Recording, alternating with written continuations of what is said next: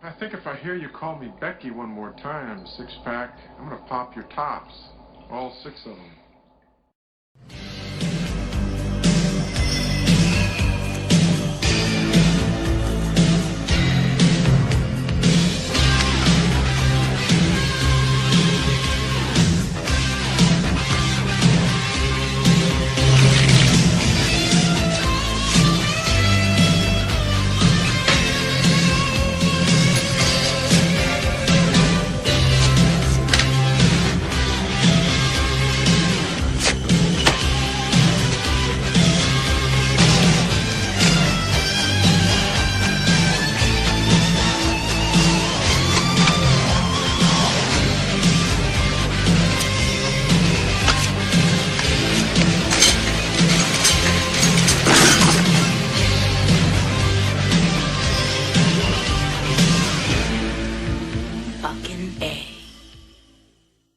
Hey, this is Matt once again. Welcome back to another video, and this is a request from Lucas.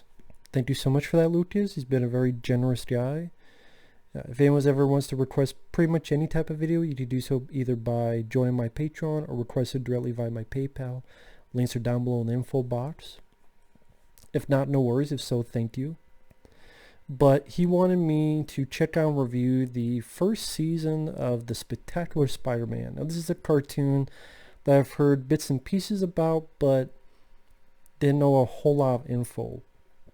And I will say, after watching it, it was rather good. Now, with Spider-Man cartoons, my favorite will always be the 90s Spider-Man cartoon that I wish got an official Blu-ray release. But I also enjoy the MTV one, that Neil Patrick Harris voiced Spider-Man. Sadly, that only lasted one season. I wish it lasted more, but I really enjoyed it. It was like MTV. It was all done in this CGI type of way.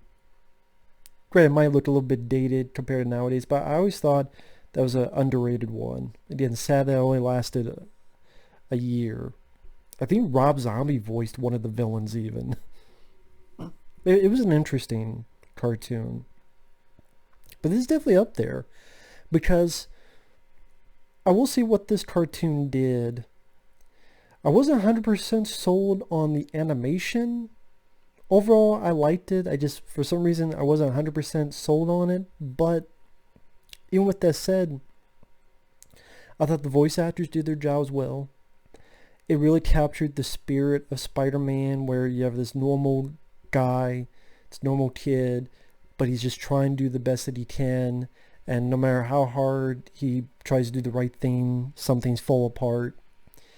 And I will say, with the season, it definitely had a nice build-up of its characters and consistent stories of the characters, where if you watch it, it does fit fairly well with arcs.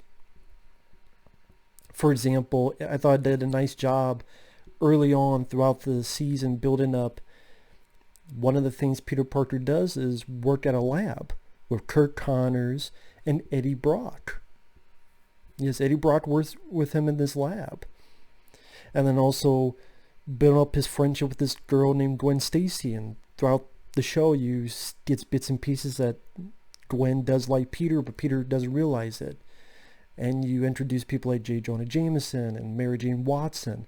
The Mary Jane Watson is pretty much right out of the comic, where he's like, oh, I don't know, like your aunt's friend's daughter or whatever. Okay. Oh, she has a good personality. Okay. Then he opens the door and he has this shocked look, and it's like, face it, Tiger, you hit the jackpot. I mean, there were moments that did remind me of the comic book, which was nice. The build-up of the arts, like you bring up Eddie Brock fairly early on in the show. You build up how they're friends, and then what leads to the downfall. And it does link up a lot of stuff story-wise. And you do get a lot of villains. I mean, in the first season alone, you get the Vulture, you get Electro, you get Shocker. Not Horace Pinker, but another Shocker. You get the Lizard. You get the Rhino. Like most of the episodes is kind of an introduction of a new villain. Like the first episode is mainly about the Vulture and England. Robert Englund voices the Vulture, which was pretty cool. It's sad that he's not in a lot of the other shows, the episodes, except when you have the Sinister Six. But it's like, oh wow, Robert Englund is the voice of the Vulture? That's cool. I thought some of the designs they had on the villains were actually pretty decent. Like Electro. Electro actually looked pretty neat. Because that was episode 2, he had this insulation suit. I'm like, wow, he looks really good. That's probably the best, because even Electro in the comics is a bit funky looking with the weird mask thing. And then Jamie Foxx, he just looked like part of the Blue Man Group. Like, this is probably the best I've ever seen Electro look. But I mean, episode 1, yeah, Survival of the Fittest. Yeah, Robert Englund is the Vulture. That was a cool bit of casting. Peter Parker, he got his powers. He went through the summer and now he's back to school. And he thinks, okay, now it's going to be different. I got these powers. But immediately he tries to ask a girl out. She says no. It does have that Spider-Man sense of humor. Like he's rescuing Norman Osborn from the Vulture. And Spidey's like, you're the ugliest damsel in distress I ever rescued. And it's nice that this show, based on this season, does a nice job of building up and writing and putting little points of plot for further development. Like here, oh, Eddie Brock, he's a freshman now, and he's friends with Peter Parker. And later on, they don't work in a lab together and stuff.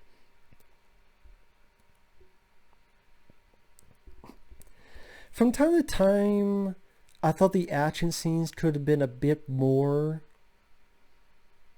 I don't know what it is with cartoons. They don't want Spider-Man punching a lot. He does once in a while punch. But even the 90s cartoon, which is my favorite Spider-Man, just let Spider-Man fucking punch. And punch a lot. I love the web things too, but I think a lot of Spider-Man stuff, the web stuff gets overused. Sometimes a simple punch is perfectly acceptable. So, again, for some reason, the animation I wasn't sold. Maybe it's the design of the characters, like 100%, maybe like 80%. So close, but it's not bad at all. But just, I don't know, it's something about it just bugged me in the back of my head. I can't really put into words because I'm not an animation connoisseur. But I mean, this was a nice introduction to the show. Episode 2, interactions. Peter Parker, Brock.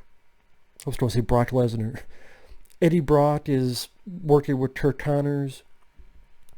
Also, Kirk Connors has this electrician. There's an accident. Something happens with this electrician. He's now emitting these strong electrical fields, so he has his insulation suit. And again, I thought the suit looked really neat.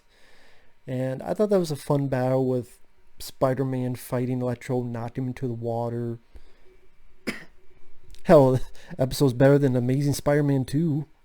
I'll give you that. I'm not really sold on the main theme, Spectacular Spider-Man. It definitely does not compete with the 90s Spider-Man. Spider-Man, radioactive Spider-Man.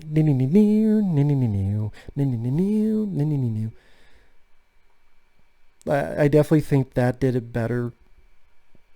Like, why do you like the 90s Spider-Man more? I mean, of cartoon, you know what? Honestly, of all the Spider-Mans, I would say he's the best voice for Spider-Man so far. As a guy who voiced in the 90s cartoon. I just like the animation style. I like the music, especially the main theme. Here, the main theme is didn't really care for. That's one nitpick I have with it. I think it could have used a better theme. A lot of times when the theme would pop up, I would just skip it to get to the actual episode. But episode 2 was pretty straightforward. Again, I thought they did a really good job with Electro. Definitely one of the better interpretations I've seen of Electro. Both character-wise and look-wise. Episode 3, Natural Selection. again, I think another thing the show did well was they showcased that Peter Parker is a normal kid, normal guy. So he's trying to take pictures for the Daily Bugle to help his aunt to pay the bills, but he keeps fucking up and he keeps getting pissed about it.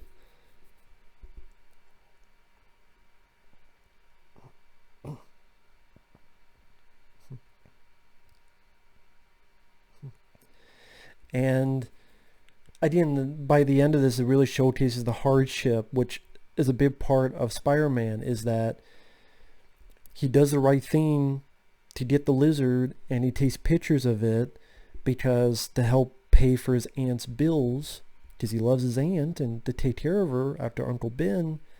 But he gets his hand bashed. The picture's fucked up, so he has no job. The aunt is worried about him, so he has a 9 p.m. curfew. The friends think he's scum because when everything happens, he left. Now, he left to be Spider-Man, but of course he can't say that. And then when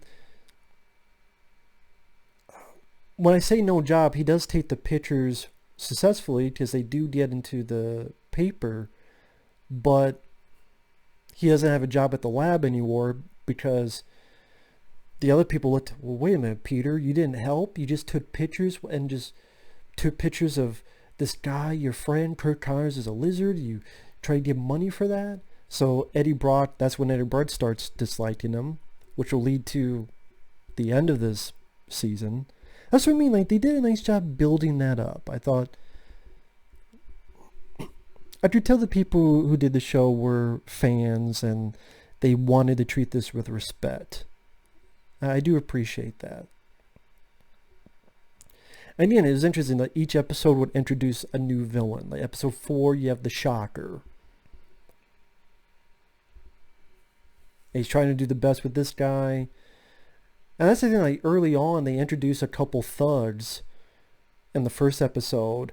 And then you see those guys come back, and it's like one becomes the Shocker, one becomes the Rhino, the other becomes the Sandman. So episode 4, Shocker, episode 5, the Sandman, and episode 6, the Rhino. So again, there's a nice build-up of the story. Like, there's a consistency. There's a nice consistency to the show. And yet he's still trying to deal with his normal life. In episode 4, he's forgetting about helping his buddy Harry with Osborn with his test that he's going to fail.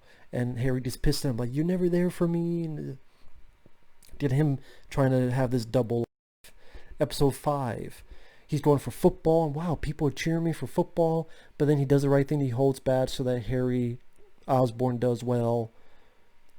As again, it's like Spider-Man can try to succeed a little bit, but he can't go all the way of succeeding because that's just the type of character he is.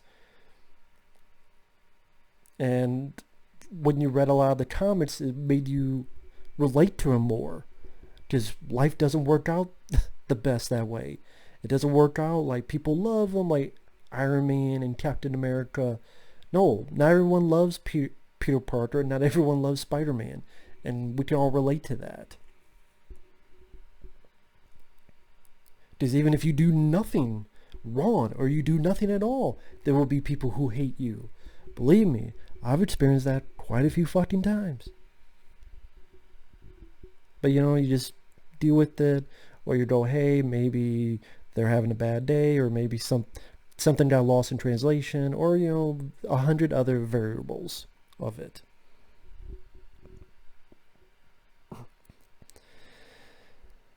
Also, it was interesting they introduced some characters, like there's this figure in the background that had the 3 thugs that later became Sandman, Shocker, and the Rhino.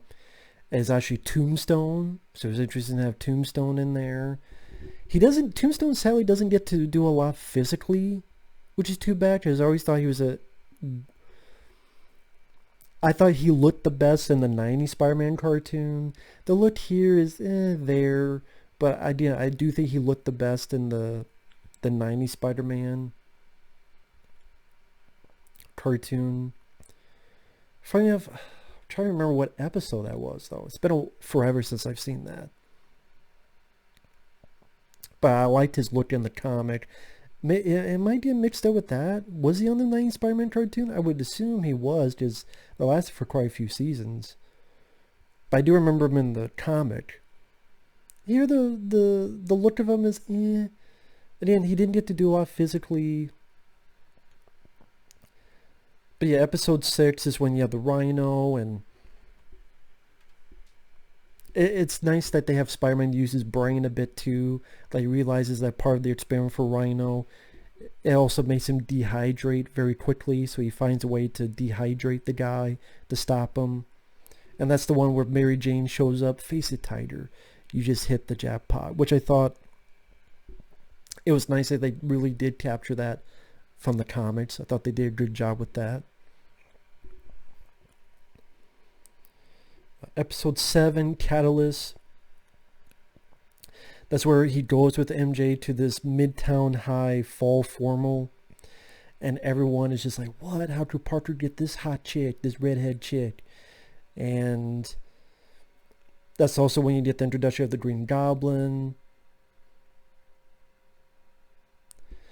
And again,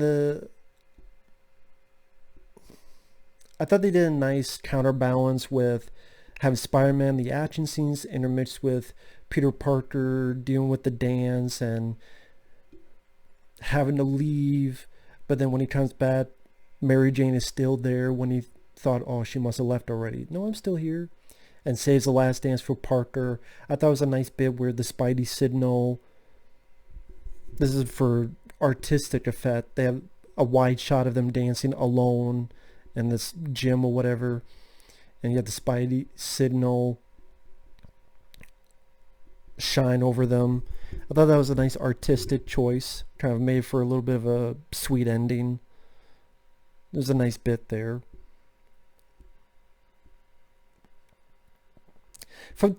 From time to time, I think there are moments that they do reference other stuff, like episode 8, which deals with Doc Ock.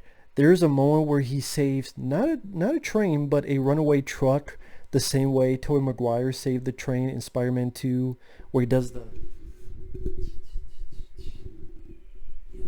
that thing. But again, he does it with a runaway truck, not a train. I thought, okay, that was a nice little touch.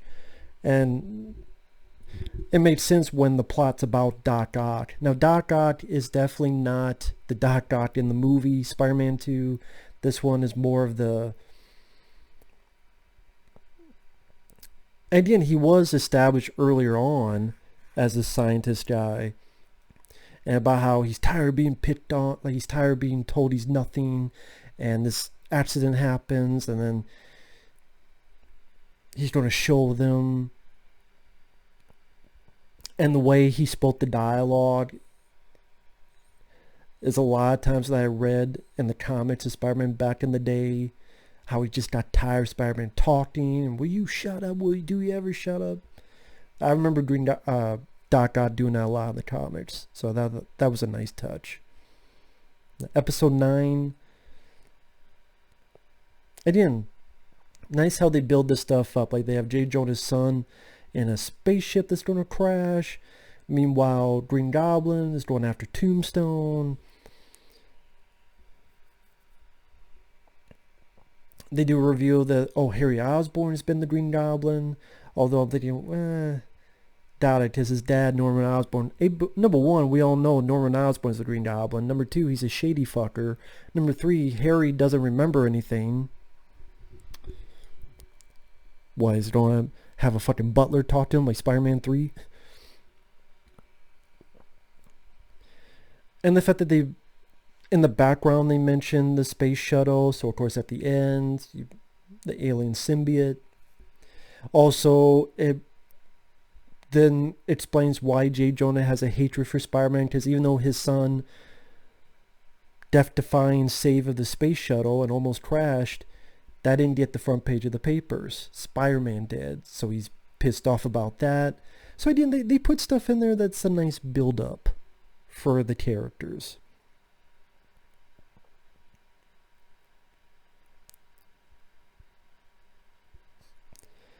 And also, I like in the last 4 episodes, you have 2 episodes about Spider-Man having the black suit, and then 2 episodes of, well,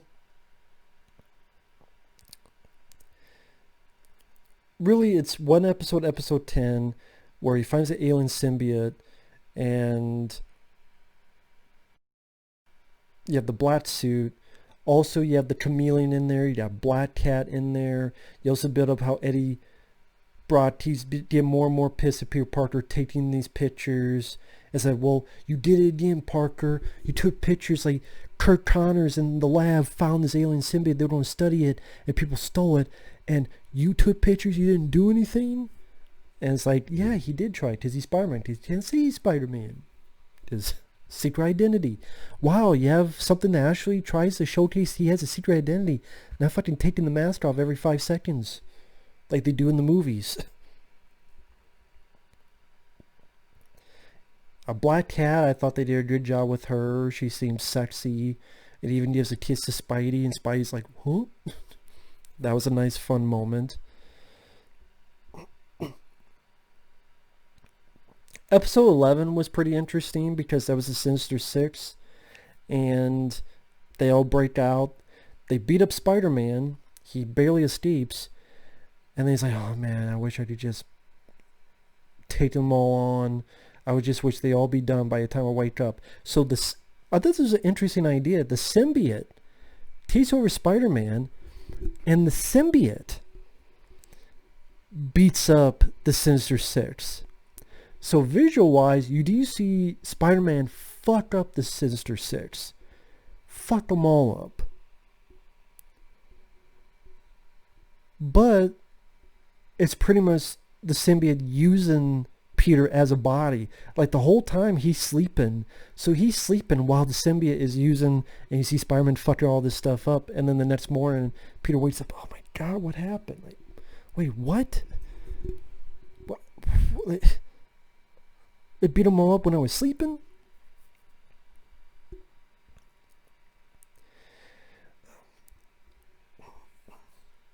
And then Aunt May has a heart attack. And I thought it did some nice directing choices. For example, there's a point where Peter Parker is sleeping. He doesn't know what's going on yet. And the camera, sadly, it doesn't do this a lot, but it did it here where it goes POV throughout the entire house to the answer machine. And then elicits the message of Aunt May. I kind of wish the show did more of those kind of shots. Like maybe when Spider-Man's swinging through the more POV shots, that like more stuff like that would be pretty cool. And episode 12 was pretty interesting because a lot of it is within his mind, where he's fighting off the symbiote in his mind. And some bits of it is in black and white, which was an interesting choice. That's also a way to put in the origin, the Uncle Ben stuff. I thought that was instead of starting it from the beginning, like typical, I thought they did a nice way of incorporating it, where that stuff helps him overcome this alien symbiote. And so the symbiote wants Parker this way, but Uncle Ben is trying to help him the other way. And it just dumbfounds me. This one episode did stuff so much better than Spider-Man 3. And how much did Spider-Man 3 cost? 200 million or something? Something crazy like that. Spider-Man 3 cost a shitload of money. Yet in 20-some minutes, the whole thing of how they utilize Uncle Ben and the symbiote and all within his mind, and they did this so much better in this fucking episode. It's funny how cartoons can take a story and do it better than a fucking live action. I mean, it's fucking crazy. Like literally, if you took, I mean, the last 4 episodes together would be like 80, 90 minutes. And since these movies are usually 2 hours, that's 30 more minutes you do fit in stuff at the beginning, build up, put in a few bits here and there, some action scenes here and there, some more action scenes here and there, a bit more action in the finale. Boom, you got a movie. Go fucking figure. So I really liked that. I thought that was interesting, how Peter overcomes it. And then the last episode is the fight with Venom. Part of me wishes there's a bit more to the fight, but maybe I'm just being greedy on that.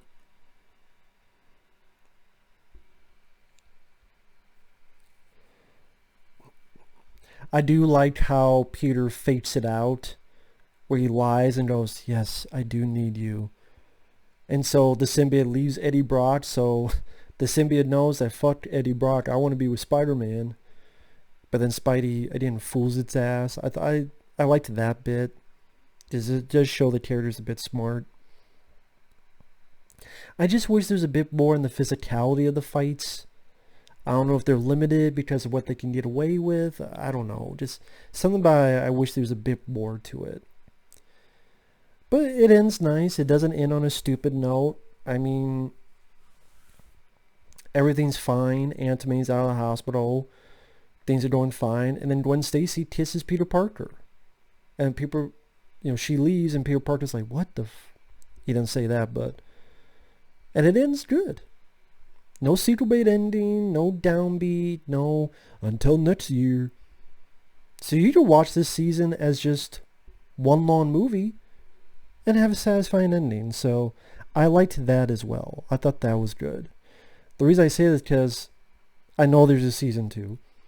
But when they do these seasons, so many times they'll leave a cliffhanger and then there's not another season.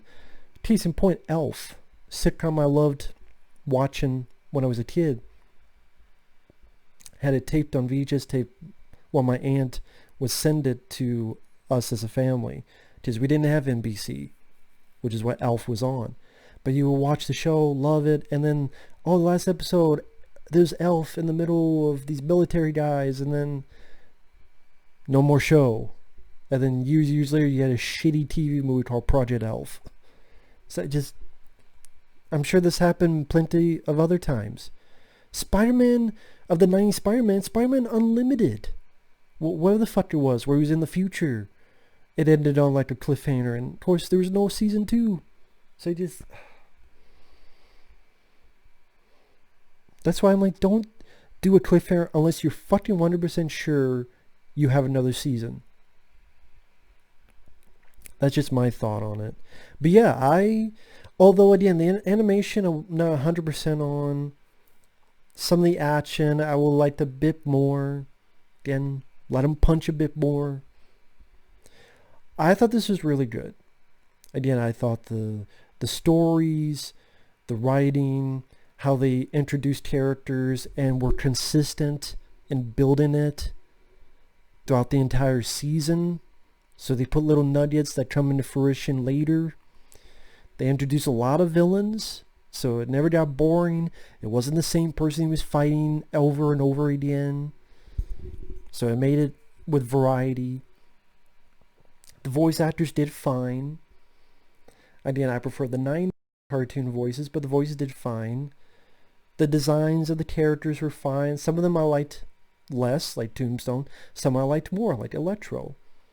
The music, the theme, well, the score was fine on the show. Just the main theme, like, that's one of the flaws for me on that.